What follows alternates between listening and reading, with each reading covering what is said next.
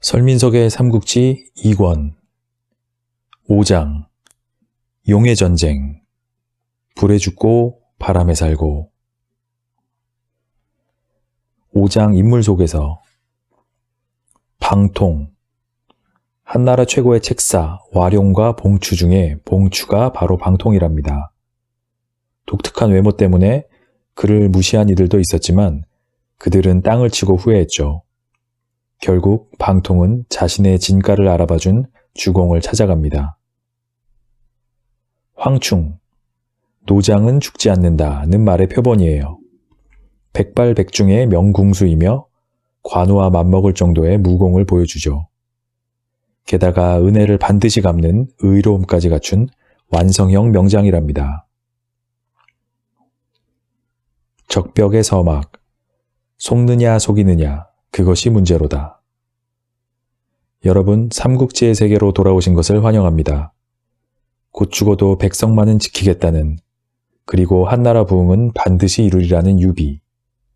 승리하기 위해서는 자존심도 측근도 천하도 아깝지 않다는 조조. 아버지와 형에게 동호라는 유산을 물려받아 그것을 지키기 위한 가장 현명한 방법을 차근차근 찾아가는 손권. 그리고 그들을 따르는 의리맨 관우, 귀여운 힘쟁이 장비, 날쌘돌이 조자룡, 최고의 책사 제갈공명, 중제의 달인 노숙과 동호의 버팀목 주유. 모두 반갑죠? 이들은 아직 여러분들에게 해줄 이야기가 많답니다. 1권에서 인사를 고해야 했던 이들도 있었죠. 명분도 제대로 된 자기 편도 없이 공포만으로 권력을 잡았다가 모두의 적이 돼버렸던 동탁. 무공 실력은 당대 최고일 정도였으나 인간관계의 실패에 결국 무너진 여포. 모든 걸 다 가졌으나 교만과 누적된 판단 실수로 쓰러져간 원소 등이에요. 1700년 전 사람들, 게다가 한나라를 들었다 놨다 한 영웅들이니 우리와는 전혀 상관이 없을 것 같았지만 어땠나요? 그들의 행동과 말이 우리를 울리기도 하고 웃게도 하고 교훈을 주기도 하지 않았나요? 2권에서 이들의 이야기에 정신없이 빠져들다 보면 이 인물들의 팬이 되고 어느덧 이들과 동질감을 느끼게 되실 겁니다. 결국 이들은 우리보다 세상을 먼저 살아간 한평생 꿈을 이루기 위해 치열하게 노력했던 사람의 군상이니까요. 2권에서도 매력적인 인물들이 새롭게 등장하니 기대하셔도 좋습니다. 자, 우리 이 인물들과 어디서부터 다시 만나야 하는지 더듬어 볼까요? 찬란한 문명을 자랑하던 한나라는 망해가고 농민들이 일으킨 황건적의 난, 환관들을 몰아낸 십상시의 난이 차례로 일어났었죠. 이 혼란 속에서 홀로 권력은 잡은 동탁을 제거하기 위해 반동탁 연합군이 일어나기도 했어요. 하지만 막상 동탁을 죽인 건 초선의 활약이었고 이후론 동탁의 수하였던 이각과 곽사가 천자를 사로잡았어요. 천자는 은밀히 조조를 불렀고 조조는 자신의 세력을 이끌고 들어와 이각과 곽사를 물리친 뒤 자신의 세력을 확립했지요. 천자의 권력까지 함께 붙잡은 채 말이에요. 여러 연맹체가 생겼다 사라지면서 원술, 여포가 차례로 쓰러졌죠. 그리고 조조의 소꿉친구였던 원소와 관도대전에서 결판을 벌이고 승리하여 북방 지역의 대부분을 평정했습니다.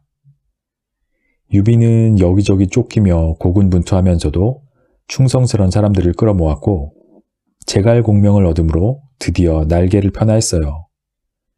그런데 조조의 압도적인 힘에 밀려 결국 또 자신을 따르는 무리를 이끌고 도망합니다. 조조의 독주를 막기 위해서 동호의 선권과 유비는 손을 잡고 제갈공명과 주유는 서로 앞다투어 계책을 뽐내며 조조를 골탕 먹였습니다. 그래서 조조가 반격을 시작하려는 찰나였죠.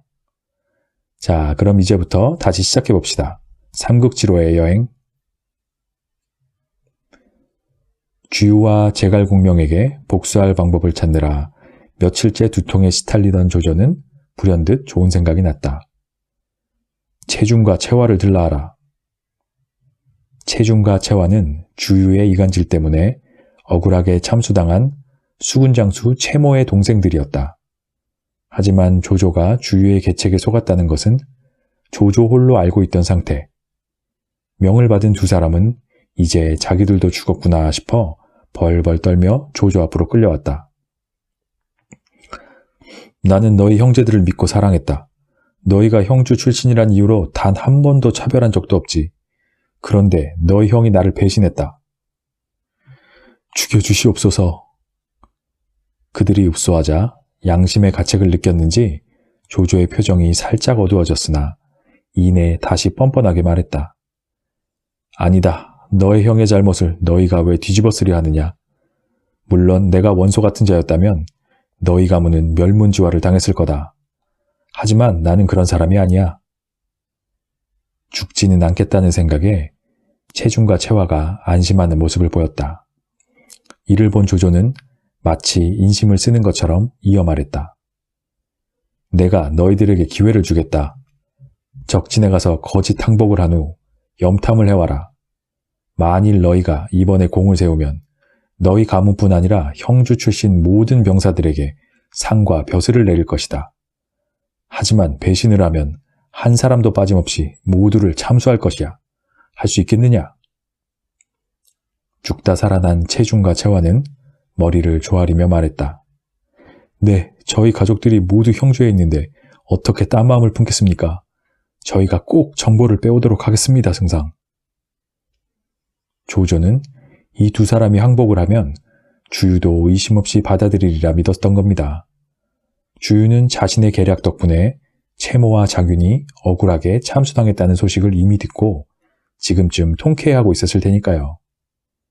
채모의 동생들이 형의 원수를 갚기 위해 투항했다고 하면 항복의 명분은 충분할 거라고 판단한 거죠. 과연 두 사람은 염탐꾼 역할을 톡톡히 해낼까요? 아니면 조조를 배신할까요? 크게 한 건 올린 주유는 기분이 좋아 잔치를 열고 있었다. 노숙이 주유를 치켜 세웠다. 과연 한나라 최고의 책사이십니다. 어찌 그런 계략을. 과찬이요. 뭐 그 정도 가지고. 말은 이렇게 했지만 시기와 질투의 대상이었던 제갈공명을 이겼다는 생각에 주유의 어깨가 으쓱해졌다. 그때 밖에서 병사가 들어와 말했다. 조조의 진영 쪽에서 배가 정박을 시도하여 사로잡고 보니 채씨 형제가 항복하겠다고 왔습니다. 뭐? 누구? 연유가 무엇이라더냐? 채모의 동생 채중과 채화입니다. 억울하게 죽은 형 채모의 복수를 하고 싶답니다. 노숙이 물었다. 둘이 왔더냐 아니면 가족들도 데려왔더냐? 다른 일행은 없었습니다. 오직 둘만 왔습니다. 이때 주유와 노숙은 똑같은 생각을 했습니다. 네, 밀정이라고요. 진짜 항복하기 위해 왔다면 가족들도 모두 데려왔겠죠. 안 그럼 가족들이 조조에 의해 모두 참수당할 테니까요. 그런데 둘만 달랑 온 거잖아요. 주유는 이들을 어떻게 할까요? 참수할까요? 아니었습니다. 장관처럼 역이용해 조조를 다시 한번 골려줄 작정이었지요. 한마디로 장관 제2편을 펼칠 셈이었던 겁니다. 그래서 그들을 받아줄 뿐 아니라 그들에게 벼슬을 내려줍니다. 서로 속고 속이는 계략 속에서 상황이 점점 흥미진진해지네요. 과연 누구의 계략이 승리할지 계속 살펴보시죠. 승기를 잡아가고 있다고 생각해서인지 부쩍 마음이 여유로워진 주유와 노숙은 정자 위에서 망중한을 즐겼다. 그러다가 문득 생각이 났는지 정자 아래 병사에게 제갈공명을 모셔오도록 했다. 이때 노숙이 자리를 비키며 주유의 귓속에 대고 속삭였다. 이제 그만 화해하시지요. 제가 중간에서 난처히 미칠 지경입니다. 두 분의 비상함이 비등비등하니 더는 서로를 미워하지 않아도 되지 않겠습니까? 주유가 알겠다는 듯 고개를 끄덕였다. 제갈공명은 정자 위에 올라서자 주유를 칭찬하기 시작했다. 장관을 이용하셨다고 들었습니다. 수전에 능한 채모와 장윤을 참수하여 조조의 팔다리를 잘라버리진 셈이오니 그저 놀라울 따름입니다. 아, 뭘 그 정도 가지고? 제가 선생님을 부른 이유는 상의할 게 있어서인데 조조군이 곧 몰려올 것 같소. 그런데 수적으로 우리가 대적이 안 되니 어찌 막으면 좋겠소? 제가 오늘 불현듯 생각한 게 있긴 한데 외람되지만 대도독께서는 어떤 생각을 갖고 계신지 먼저 말씀해 주시지요. 주유가 대답했다. 나도 어젯밤에 생각해 둔 게 있긴 한데 그럼 손에 써서 동시에 서로 보여주는 건 어떻겠소? 그거 재미있겠습니다. 여봐라, 북과 먹을 가져와라. 그렇게 두 사람은 손바닥에 각자 생각하는 공격법을 적어 서로의 얼굴 앞에 갖다 댔습니다. 두 사람의 눈이 번쩍이더니 갑자기 껄껄 웃기 시작했네요. 정자 밑에 서 있던 다른 장수들은 그들이 왜 웃는지 알 수가 없었지요. 대체 뭐라고 썼기에 그랬던 걸까요?